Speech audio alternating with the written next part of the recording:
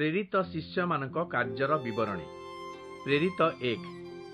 श्रद्धेय थियोफिलस, मोर प्रथम पुस्तक रे जीशु तांको कार्य आरंभ करिबा दिन ठारू स्वर्गारोहण करिबा पर्यंत जे सब कार्य करिथिले ओ शिक्षा देइथिले से सब विषय लिखिथिली। स्वर्गारोहण पूर्वरु जे मानकु से निजर शिष्य रूपे मनोनीत करिथिले सेमानकु से पवित्र आत्मांकर शक्ति रे शिक्षा देइथिले।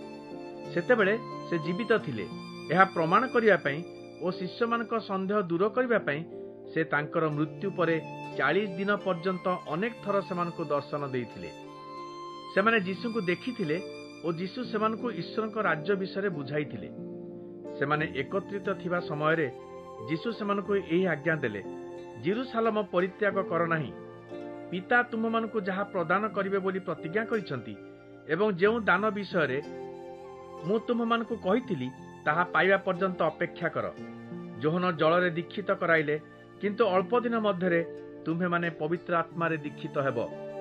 दिने प्रेरित शिष्य माने एकत्र थिबा बेले जीशुଙ୍କୁ पचारिले, प्रभु आपण कोन वर्तमान इस्राएलिय मानकु सेमानक राज्य फेराई देबे? जीशु कहिले, समय ओ मुहूर्त को मो पिता तांको कर्तृत्वाधीन करी रखिसंती। ए सब केबे घटिबो तुम मानक जानिबा आवश्यक नाही, किंतु तुम मानक उपरे पवित्र आत्मा अवतरण कले तुम्हे माने शक्ति रे पूर्ण हेबो एवं जेरुसालेम, जिहुदा ओ समीरण ओ पृथ्वीर शेष सीमा पर्यंत मो पय तुम्हे माने साक्षी हेबो।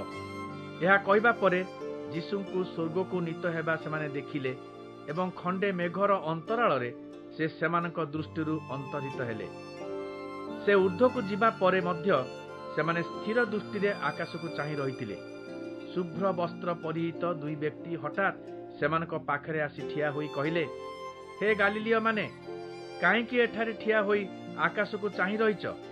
जीशु तुममानक निकटरु जाई स्वर्गरे गृहीत होई अछंती, किंतु से जेउ प्रकारे स्वर्गको जिबा तुमे माने देखिल, ठीक सेही प्रकारे से पुणी फेरी आसिबे।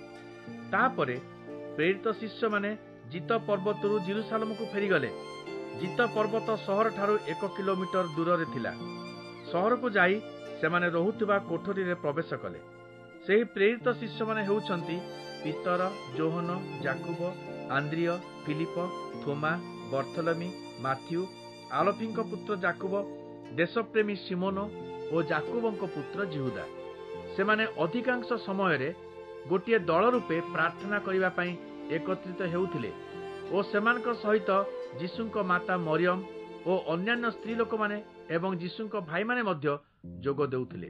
किछि दिन परे प्राय 120 जन विश्वासी मानकर एक सभा रे भीतर छिड़ा होई कहिले, भाई माने, जेउ जिहुदा जीशुଙ୍କୁ धरिबा पई शत्रु मानकु बाट कढाई नैथिला ता संबंध रे दाऊद पवित्र आत्माଙ୍କ द्वारा परिचालित होई भविष्यवाणी सुनाइथिले। धर्मशास्त्र रे उल्लिखित सही कथा सफल हेबा निश्चित थिला। अवश्य जिहुदा आम दल रे थिला ओ आम मानकर जने सहकर्मी हेबा पई मनोनीत होइथिला। ताहार अपकर्म द्वारा जिहुदा पाइथिबा टंका रे गोटे जमी किणा होइथिला ओ सेही जमी रे पड़ी तार मृत्यु हेला। तार पेट फाटी जाई अंत बुजुली बाहरी पड़िला।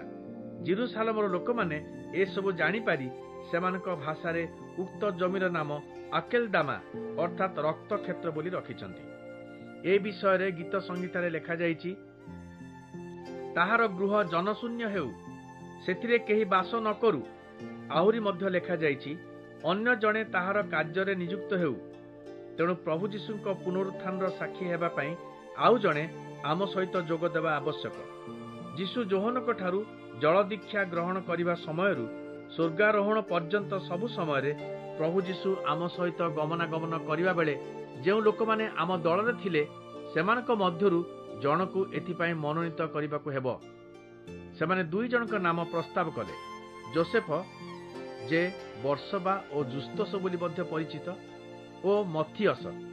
पुणी प्रार्थना कले, प्रभु तुमे प्रत्येकर चिंता जान। जिहुदा जो स्थान रे रहिबा उपयुक्त सेठाकु चली जिबा परे ता स्थान रे तुम द्वारा मनोनीत एही 2 जनक मध्यरु किए प्रेरित शिष्य कार्य करिवो ता आम मानकु जणाओ। तापरे 2 जनक मध्यरु जनकु बाछिबा निमंते गुलीबांट हेला। गुलीबांट रे मथियस मनोनीत होई 11 जन प्रेरित शिष्यଙ୍କ दल रे अंतर्भुक्त हेले।